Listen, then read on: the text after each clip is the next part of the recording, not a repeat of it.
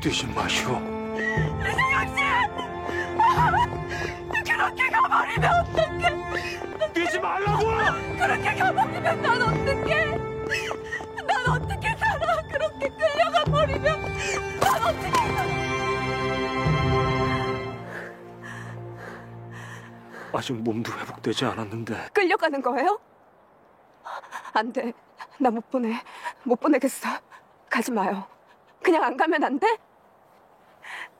걱정 마시오. 난 아직 모르시오. 아무 일 없을 거요. 근데 왜 사람을 끌고 가는 거냐고.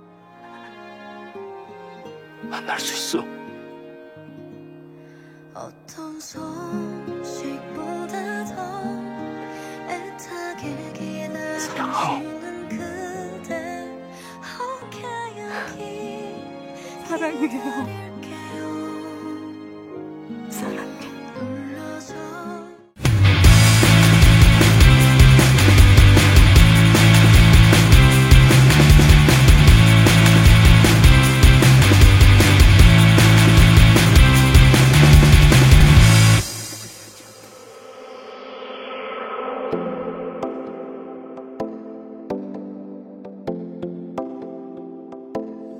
Tujuan kita nonton itu kan sebenarnya pengen nyari hiburan. Nah, kalau di drakor itu semuanya dapet gitu.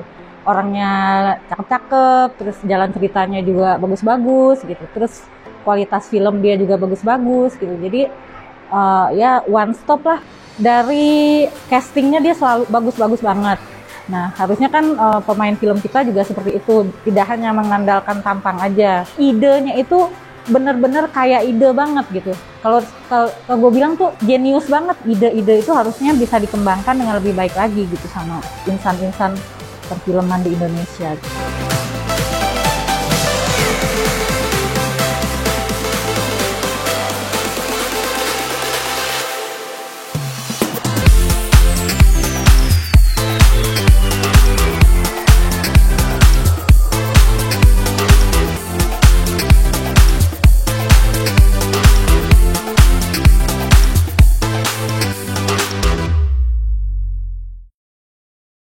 Halo warga Jakarta, selamat bertemu kembali di Emmy Haffield YouTube channel.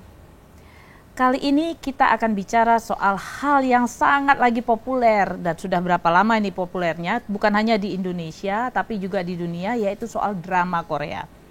Saya pertama kali bertemu dengan drama Korea ini diperkenalkan oleh yang namanya sahabat saya ini, Katarina Widyasrini.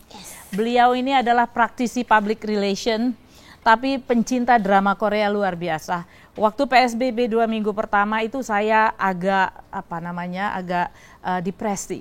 Sehingga dia bilang nonton drama Korea aja, lihat cowok-cowok ganteng. Yoon Bin, film apa? Saya tanya. Terus dia bilang Crash Landing on You. Jadi saya nonton Crash Landing on You. Sampai habis, tapi saya paling senang sebetulnya dengan judul yang namanya Descendant of the Sun. Itu lucu dan bagus, sinematografinya bagus, filmnya bagus, nilai-nilai yang diangkat itu bagus. Nah, sekarang kita tanya nih ya, Rini, kok bisa jadi jatuh cinta sama drama Korea? Kamu tuh kan sibuk sekali. Jadi public relation itu kan sibuk gitu. Itu gimana kok ceritanya begitu? Ya, semuanya kita ini korban work from home, korban pandemi yang harus membuat kita menjadi berpikir gimana menjadi survival of the fittest. Sebagai makhluk sosial, sebagai orang yang bekerja di ruang publik, tiba-tiba harus masuk kandang, ngeliatin dapur, ngeliatin meja makan, ngeliatin itu lagi. Drakor jawabannya ya? Jawabannya adalah sama, saya juga diprovokasi sama teman-teman. Sudahlah nonton drakor, dan yang memprovokasi saya itu beberapa dirut dari klien-klien saya yang posisinya dirut. Itu dia nonton karena diprovokasi istrinya. Jadi dia bilang saya jadi ikutan nonton drakor. Jadi akhirnya saya nonton drakor apa? Menyebutkan Crash Landing on You. Oke, saya jadi ikut nonton lah Crash Landing on You. Tapi seneng ya? Setelah itu luar biasa, saya punya impresi yang positif. Positif kenapa? Bukan hanya Yoon Bin ganteng, ternyata Yoon Bin itu ganteng banget ya. Yeah. Yang saya amazed itu ini ternyata film Korea itu saya nggak pernah nonton di sinetron Indonesia. Film Korea itu ternyata itu sopan-sopan memperlakukan perempuan. Mau pegang tangan nggak jadi, cuma lirik-lirik aja. Jadi itu mengingatkan saya sama waktu saya SMA, kira-kira begitu. Makanya Kalau saya terus Nadia nonton. gimana? Kan sibuk kerja di Indosat dulu, sekarang jadi nonton drama Korea. Gimana kira-kira?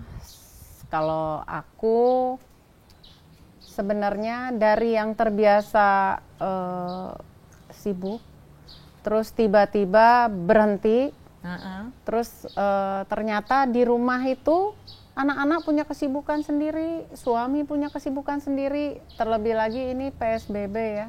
PSBB terus akhirnya sama, saya juga dapat gosokan dari teman-teman. Dia bilang, coba deh untuk ngisi waktu luang kamu cari lihat-lihat film. Film apa? Saya bilang, kalau saya lihat film-film barat saya udah lelah, saya bilang gitu, karena lebih apa ya, memperlihatkan kekerasan nomor satu, terus nomor dua saya merasa makin sekarang kok makin vulgar, itu udah nggak sesuai, jadi saya bingung, saya bilang gitu, coba deh nonton Korea gitu. Yang pertama film yang saya tonton itu adalah yang enteng-enteng dulu. Apa tuh yang pertama? Yang pertama yang saya tonton itu adalah yang 100 Days My Prince. Nah itu teman saya bilang, kamu tonton dulu yang ringan, terus kamu sukanya apa? Oh kalau saya sukanya lebih ke arah sejarah, historian. Kamu tonton itu katanya. Terus terang saya suka bajunya yang warna-warni, colorful gitu. Terus settingannya, mereka ambil sinematografinya bagus, itu bagus. Drama Korea itu bagus sinematografinya. Nah setelah itu baru saya tanya lagi sama teman-teman, apa sih yang bagus? Waktu itu saya dikasih tahu coba Crash Landing on You. Nah baru film selanjutnya Descendant of the Sun. Setelah itu datang film The World of Marriage yang menurut saya juga ternyata ceritanya bagus, pemain filmnya juga bagus, memainkan itu lagi beken banget katanya. Baru selesai itu The World of Marriage. Memainkan karakternya itu, pemain-pemainnya tuh terus terang bagus dan natural gitu. Dia memperlihatkan gimana struggle-nya seorang wanita di humiliated sama suami, sama pelakor dan keluarga si pelakor. Nah itu, tapi dia tidak memperlihatkan dia tuh lemah atau sedih gitu. Itu. Tapi yang paling berkesan, Turin, film itu yang mana? Saya tuh kalau melihat Crash Landing on You itu selalu melihat begini, plotnya bagus, ya, sinematografinya bagus, pemainnya, aktingnya bagus. Itu tapi nggak ada di alam nyata. Nggak ada di alam nyata itu. Semua itu mimpi-mimpi ya. Tapi kok akhirnya kok merasa senang aku. Jadi rupanya aku mengambil keputusan, biarlah aku nonton drakor itu untuk mimpi-mimpi aja. Untuk menyenangkan hati. Jadi akhirnya aku mencari film-film yang menjual mimpi sama yang lucu. Karena di beberapa Crash Landing on You itu ada adegan yang memang ada komedinya. Iya, kan? Lucu. Nah, kemudian aku search juga, selain tadi ada yang aktor yang ganteng, Yoon Bin itu main apa aja, aku search. Lalu yang lucu. Terus aku jatuh cinta sama What Happened with Secretary Kim. Oh iya, aku juga suka itu What Happened with Secretary Kim. Ketawa ngakak. Ketawa ngakak. Sementara suamiku ngeliatin aku ketawa ngakak tuh begini. Wah, mau dibawa ke grogol kali ya. Kalau Nadia yang terkesan apa?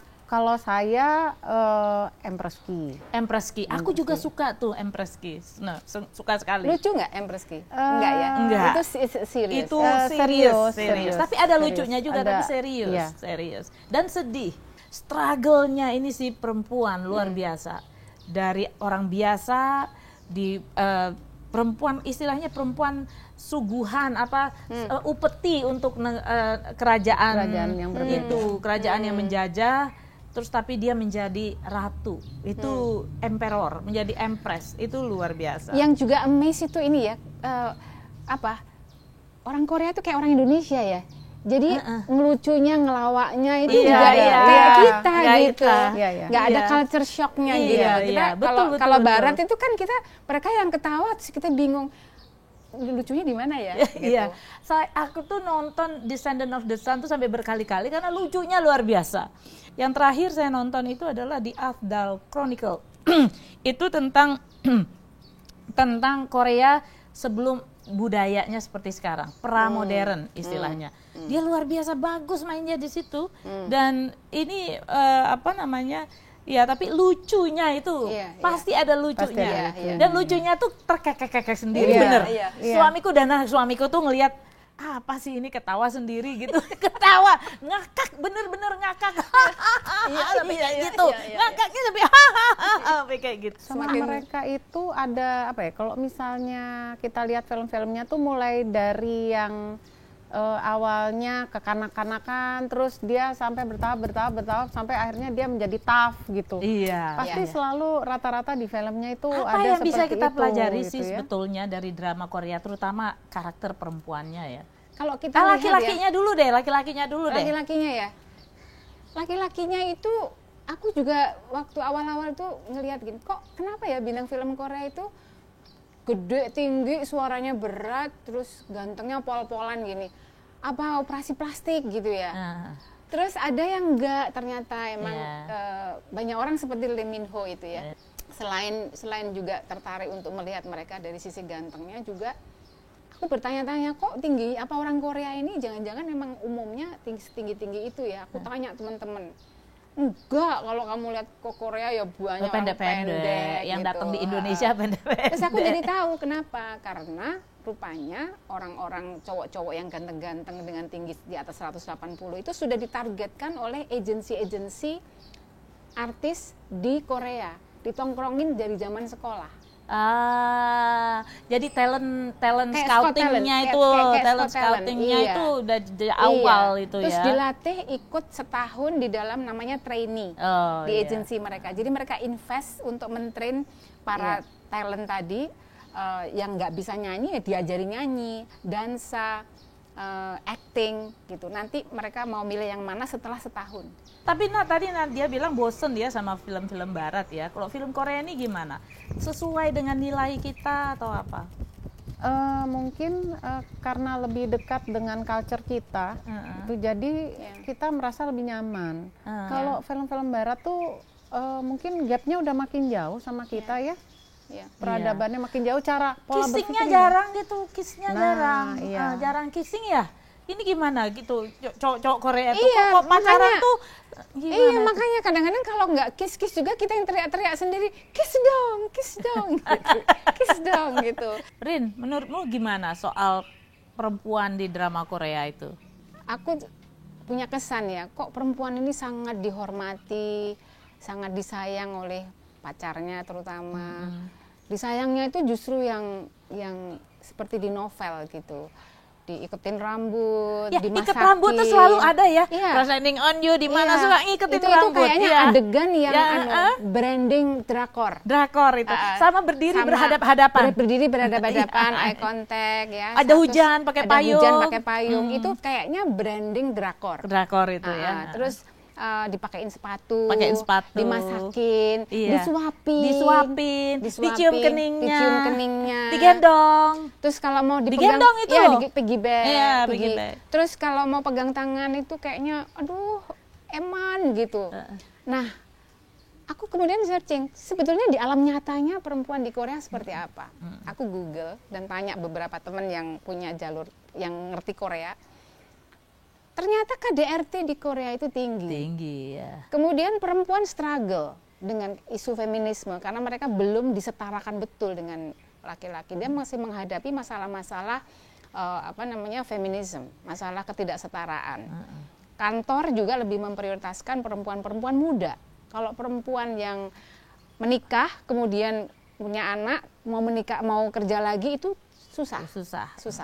Saya menjadi berpikir jangan-jangan memang ini perjuangan para sineas atau lelaki-lelaki Korea itu yang ingin memperjuangkan kesetaraan Perempuan. Jadi ada feminisme Ada sebetulnya feminisme di dalam drakor. drama Korea itu. Iya. Bahkan kalau kita searching ya, film drakor perempuan. Maka yang muncul tuh perempuan tangguh. Perempuan tangguh, betul, perempuan tangguh. Jadi ya. ini rupanya menjadi misi dari drakor itu iya. bahwa perempuan yang ditampilkan adalah perempuan tangguh. Ini Korean Wave ya. Ya, ini bagian dari Korean Wave. Ya. Ini gimana ya? Kita ini udah lama ya, kita tahun 40-an udah punya film, udah punya apa, TV Indonesia, drama seri Indonesia. Gimana ya kalau kita bisa mengangkat drama Indonesia itu bisa mendunia seperti drama Korea itu apa ya?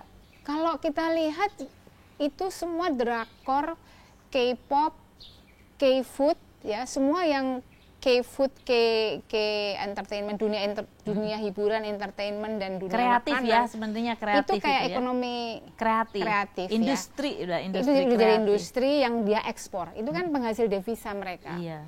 Kalau kita lihat itu ada satu konsep besar, Em. Di drakor aja deh. Mana ada drakor yang nggak ada makan ramen Iya, betul. sama minum soju. Minum soju, mabok-mabokan dengan soju ya. Ramyun ya, ramyun. Dianya Terus ramyun kimchi. ya. Kimchi. Ya, Makan kimchi. ramen pakai kimchi Nah, paling enak katanya. Kenapa? Iya, betul. Kenapa kita harus ngomong ini? Karena kemudian ini menginvasi menjadi lifestyle kita juga, habit kita. Jadi balik lagi ada konsep besar, Em. Ada bukunya Korean Wave. Nah, Korean Wave itu adalah bagaimana menginvasi semua tadi itu, produk-produk Korea tadi itu, untuk menginvasi negara-negara lain menjadi lifestyle. Jadi ini invasi kultur ini. Dari kultur ya. Sebenarnya Indonesia ada loh nasi goreng. Harusnya. Nasi goreng Ya. itu kan udah terkenal di mana-mana ya. Iya. Nasi goreng itu kata-kata itu aja kata-kata nasi goreng. Tapi kalau musik sama drama TV itu belum ya, film itu belum. Saya kalau Padahal musik kita ya- nggak perlu ngerti bahasa Korea ya. Enggak. Malah baca aja itunya, Betul. malah nggak didabing kan. Iya. Saya nggak suka malah yang didabing. Kan itu gampang loh, soal teknis bisa subtitle. Tapi Iya. musik Indonesia itu apa? Kita Musik belum Indonesia sepakat loh. belum sepakat, Apakah ya. musik Indonesia pop itu dangdut? Ya, kan semua musik itu harus punya identitas kuat. Iya. Tapi ini lah, contoh aja Jakarta ya, pusat segala-galanya. Kita punya Taman Ismail Marzuki sama pusat perfilman Usmar Ismail.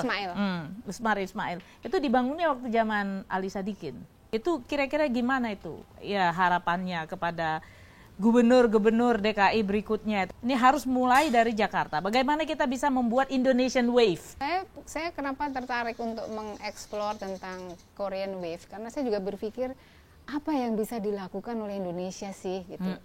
Ya, dari sisi apakah ekonomi kreatif kita kelak setelah pandemi ini diberikan tugas yang Kita lebih. 365 juta loh, Ra. Justru karena kita 365 juta, Korea kita cuma tidak 60 ya. Exactly. Jadi karena banyak itu, jadi kita nggak ngerti. Kalau soal materi, kita punya banyak banget materi. Cuman ketika mau dibikin menjadi Indonesian branding, pusing kita. Pusing itu ya. Pusing kita. Karena kita banyak itu dan kita itu kan sukunya banyak ya, masing-masing punya culture yang berbeda-beda. Beda-beda. Sementara Korea itu hanya satu. Satu. Mungkin itu juga tingkat kesulitannya ada gitu, beda lah. Beda ya. Nggak ada, Kalau nggak ada jadi satu. gubernur apa yang bisa kita lakukan? Buatlah yang real, kehidupan nyata kita gitu. Karena film-film yang sekarang beredar itu sebenarnya bukan kehidupan realnya orang-orang Indonesia ini loh. Iya. Lebih banyak mengadop dari luar gitu. Sinetron maksudnya. Sinetron itu mengadop dari Reply luar. 1988 itu tentang kehidupan di gang. Saya itu berpikir zaman dulu itu Bajai Bajuri. Wah, ini Bajai Bajuri, tapi kelasnya lebih tinggi dari Bajai Bajuri. Iya, Itu 1988 itu bagus banget tuh film. Saya juga suka itu tentang kehidupan real. Bagaimana orang Korea itu saling batu, saling gotong royong, akrab di gang itu. Kita tuh kan multiculture ya, Heeh. macam-macam ya, Macam-macam. terutama di Jakarta ya. Jakarta kan bisa. Jakarta tuh kan sebetulnya. multiculture. Iya. Coba dibuat sebuah film yang memperlihatkan benar-benar dia multiculture. Dari sisi gimana cara kita sharing makanan, kita makan makanan Padang, makan makanan Sunda, makan makanan Jawa gitu kan. Mungkin Pokoknya kalau setiap makan ada rendang, ada misalnya rendang, gitu. ada ini, ada apa gitu. Ya kita perlihatkanlah karena memang kita kondisi multiculture ya, kita perlihatkanlah itu sebagai identitas gitu. Kalau Ya, di kalau- Korean Wave itu peran pemerintahnya gimana? Apa yang Kalau dilakukan? jualan itu satu. Kita kan kalau tadi kan sebetulnya maksud kamu gimana kita menjual Jakarta, Iya. ya kan? Kalau mau jualan itu kan mesti satu, kita punya bahan dasar apa aja. Kemudian kita mau posisikan seperti apa. Kemudian kita kemaslah menjadi branding kan gitu. Nah, ini Jakarta. Jakarta ini kan tadi dikatakan apa, kita sebetulnya ini melting pot. Kita melting pot, ada berbagai macam ini. Nah, tinggal gubernurnya memang mesti meramu itu semuanya menjadi ramuan sebagai bagian dari identitas, dari branding yang dia mau jual gitu. Setelah itu baru pemasaran. Pemasaran ternyata kalau kita lihat di Korean Wave, itu pemasarannya pemerintahnya terlibat, memanggil semua konglomerat-konglomerat yang mempunyai jaringan bisnis di seluruh dunia. Dia minta supaya para konglomerat itu invest di dunia hiburan. Jadi mereka invest bikin production house dengan investasi yang besar. Kemudian dia harus juga memperluas jaringan pasar di negara-negara asing. Jadi semuanya itu kemudian yang bergerak memang adalah swasta. Ya, pemerintah gitu ya. Hanya menyediakan anunya, konsepnya ya kali ya. Jadi selalu kan ada Samsung. Ya. Terus waktu Reply 1988 itu televisinya Gold Star gitu ya. Hyundai mobilnya, Kia gitu ya. Itu kan bagian dari produk-produk yang menjadi aset dari bangsa. Kemudian yang dia harus jual sebagai bagian dari branding. Dan mereka juga harus bayar kan? Itu Samsung harus bayar kalau dia mau ditunjukin dia harus bayar gitu. Iya. Oke. Dan kita itu pendidikan tadi loh menurut saya itu sangat yang pendidikan seseorang sebelum jadi bintang itu melalui pendidikan yang luar biasa. Itu kalau kita lihat aktor-aktor itu sekolahnya semua sekolah art. Sekolah universitas semua. Universitas yang Bin itu master dia. Master ya. Sampai sinematografi, sekolah semuanya sekolah. Sedikit kalau musisi nggak terlalu sekolah, tapi dia lebih ke pelatihan dari agensi. Kalau aktor harus sekolah aktor. Nggak ada aktor yang langsung jadi gitu, nggak ada ya? Nggak ada. Yang karbitan gitu nggak ada ya? Nggak ada, kan semuanya harus melalui proses pelatihan. Kan dijual oleh agensi. Jadi bukan perorangan ya? Nggak. Jadi nggak ada yang tiba-tiba ada produser ketemu di jalan, mau jadi bintang film yuk, enggak. Kalau di Korea itu semuanya melalui agensi. Nah, dan semuanya di talent scouted, kemudian di-educate. Pemerintahnya bikin sistem seperti itu.